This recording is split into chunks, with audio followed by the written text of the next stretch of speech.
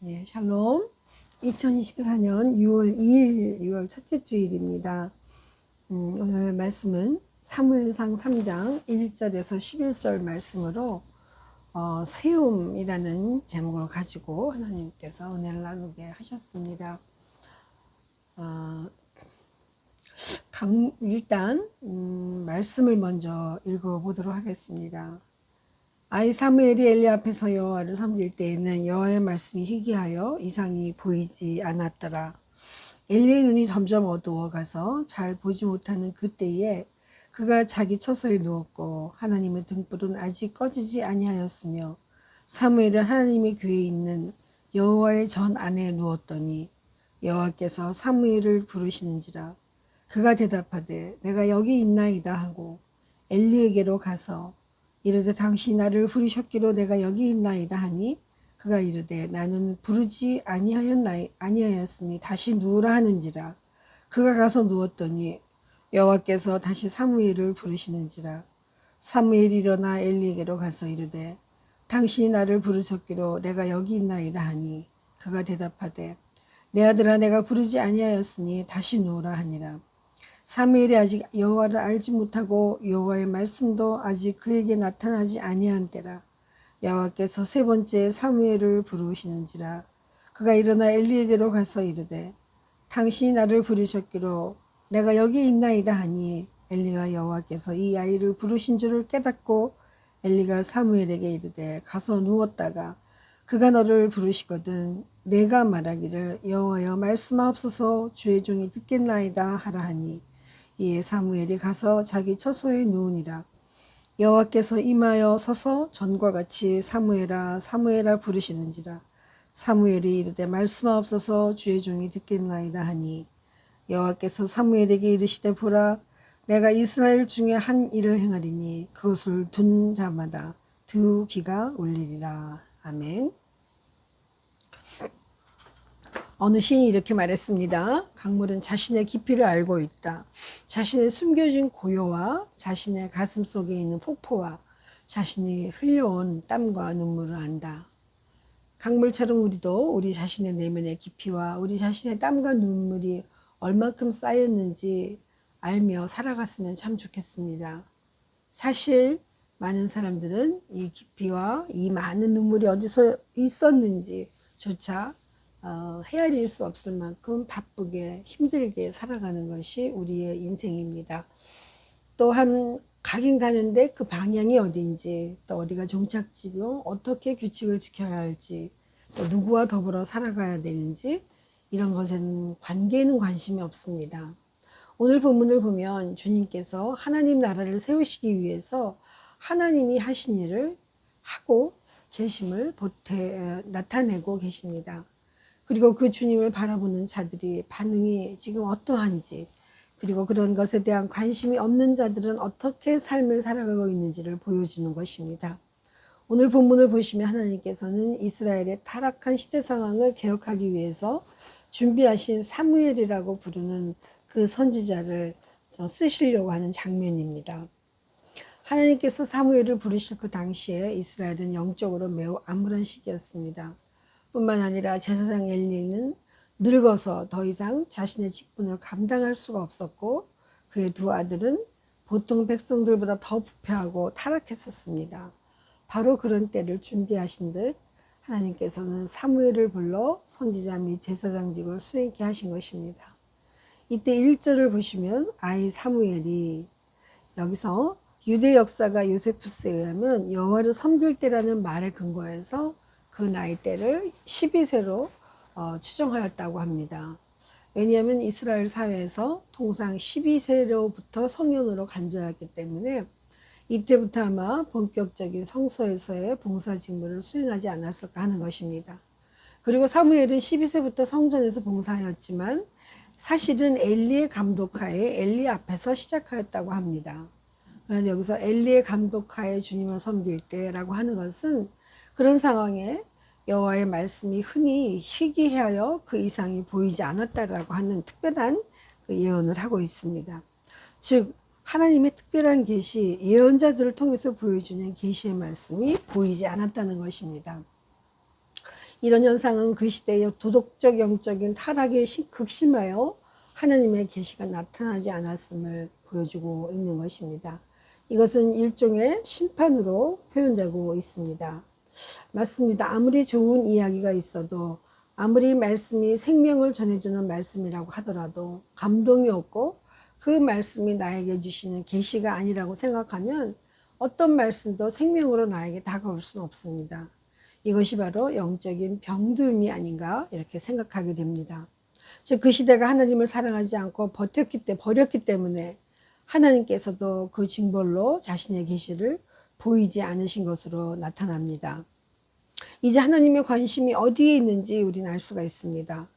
고령이었던 98세였던 엘리가 육신의 눈이 어두워져 있는 것은 사실은 자연적인 현상입니다. 그러나 그의 영적인 눈까지 어두워졌다는 것은 문제인 것입니다. 그래서 그는 자신과 자신의 가족에 대한 하나님의 계시를 어린 사무엘을 통해서 전달받아야만 했던 것입니다. 이런 사실은 하나님의 뜻과 계시를 깨닫기 위해서 우리는 항상 깨어 있어서 영의 귀와 눈이 밝아야 함을 알 수 있는 것입니다. 이처럼 한 나라를 세우고 한 사람을 세우기 위해서 보이시는 하나님의 이런 통전적인 관심을 살펴볼 수가 있습니다. 이 절을 보시면 엘리의 눈이 점점 어두워져서 잘 보지 못하는 그때에 그가 자기 처소에 누웠고, 이런 어린 사무엘은 사실 성전에 누워서 하나님의 계시를 기다리고 말씀을 사모하고 있었습니다. 그렇지만 고령의 엘리는 사실 자신의 직무에서 완전히 손을 떼고 성막 주변에 설치된 제사장의 처소에 누워 지냈던 것으로 보입니다. 문제는 그가 육적인 나이가 늙어서가 아니라 영적인 나이까지 늙어서 점점 잘 알아보지 못하고 분별하지 못하고 있다는 것입니다. 그렇기 때문에 하나님께서는 영적으로 어두워진 엘리, 누워있는 엘리를 사용하지 않으시고 사무엘을 직접 부르시고 글을 쓰기 위해서 하나님의 관심이 달라지기 시작한 것입니다.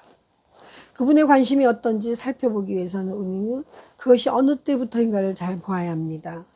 인간적인 계산법으로 맞아떨어지는 그가 98세였기 때문에 됐다라는 그런 시기는 아닙니다. 하지만 하나님은 하나님의 나라를 세우시고 하나님의 사람을 어떻게 세우시는지 볼 수 있기를 간절히 바랍니다. 4절에 보시면 하나님께서는 사무엘을 직접 부르십니다. 여호와께서 사무엘을 부르시는지라 그가 대답하되 내가 여기 있나이다. 여기라는 것은 여호와께서 사무엘을 직접 부르시는 장면으로 보입니다. 즉 계시가 희귀한 때 하나님께서는 자기 백성들에게 말씀하십니다. 이처럼 하나님은 필요할 때마다 자신의 일꾼을 부르시어 구원의 복음을 선포하십니다. 한편 사무엘이 하나님의 음성을 들었을 때 엘리의 음성으로 알고 그에게 달려간 것은 그의 근면하고 성실한 자세를 생각하기 때문입니다. 다만 그가 하나님의 말씀을 알아듣지 못했던 것은 그의 나이가 어렸기 때문이 아닌가 봅니다. 그러나 하나님께서 3번이나 계속해서 부르신 이후 엘리는 그 음성이 하나님의 음성임을 알고 사무엘에게 가르쳐 줍니다. 그러면서 사무엘은 엘리 제사장이 가르쳐 준 사실이 하나님의 음성임을 알고 그 부르심에 대해 응답할 뿐만 아니라 사람의 부름에도 응답하는 겸손과 순종의 자세로 주의 일꾼이 된 것입니다. 또한 사무엘이 아직 영적으로 미숙하고 무경험한 탓에 즉각적으로 사무엘에 대한 하나님의 부르심인 줄 깨닫지 못하고 있는 것은 엘리의 영성이 둔화되어 있다는 증거이기도 합니다. 앞에 모든 본문에서 보듯 당시 사무엘조차 하나님의 음성을 바로 분별하지 못하고 3번씩이나 사람의 음성으로 착각했다는 것은 당시 이스라엘 종교적 침체 상황을 반영한다고 볼 수 있습니다.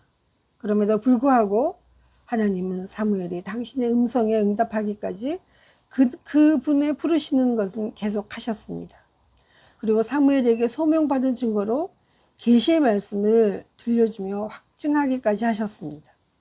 이런 사실은 하나님께서 당신의 백성에게 쏟는 그 관심과 은혜가 얼마나 지속적이며 끝까지 이루고자 하는 큰 것인가를 증거해 주는 것입니다. 실상 바로 그런 하나님의 돌보심과 은혜의 결과로 우리도 하나님의 복음을 전해받게 된 것입니다. 그리고 또한 하나님 자녀로서의 지위를 누리게 된 것입니다. 이것이 바로 은혜라는 것입니다. 사실 은혜 받은 자는 그렇지 못한 자의 모습을 보면서 하나님께서 모든 것을 다 하고 계심을 먼저 깨닫게 되는 것, 그것이 바로 은혜입니다.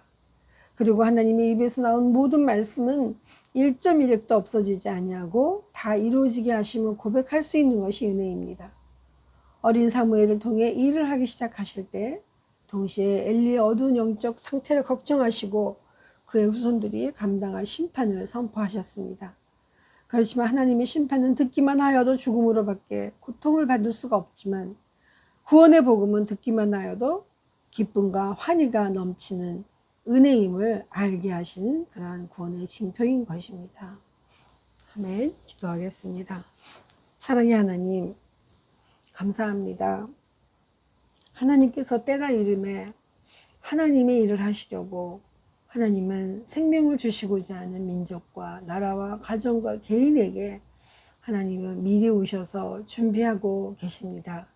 하지만 사람들은 하루하루 일상을 살아가느라 하나님께서 누구에게 임하시는지 어떤 말씀으로 우리에게 다가오는지 귀를 기울이지 못하고 그저 살아가는 대로 세상 속에 파묻혀 있을 때가 너무 많습니다.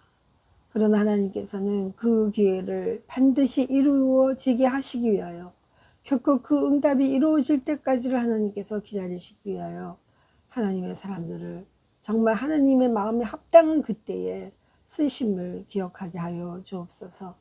하나님, 우리는 쓰임받길 원합니다. 하나님께 온전히 구원받은 사람이 되기를 원합니다. 하나님의 영의 음성을 우리가 들어가며 하나님께 순종하는 사람이 되기를 원합니다. 주님, 우리를 붙들어 주셔서 하나님 정말 우리 인생이 하나님의 삶이 우리의 삶 안에 거하며 우리가 하나님과 함께 동행하며 하나님이 기뻐하신 일을 쫓아가며 행할 수 있는 기쁜 마음을 허락하여 주셔서 하나님 정말 어린 사무엘을 부르실 때 하나님께서는 엘리 제사장의 가문이 무너질 것을 아시면서도 끝까지 하나님의 말씀이 이루어지고 하나님 나라의 구원의 역사가 이루어지기 위하여 하나님이 일하셨음을 기억하게 하옵소서. 하나님의 사람으로 선택함을 받기를 기뻐하며 하나님께 나아가기를 기도하며 우리 온전히 순종하기를 간절히 바라오며 우리 주 예수님의 이름으로 감사하며 기도하옵나이다. 아멘.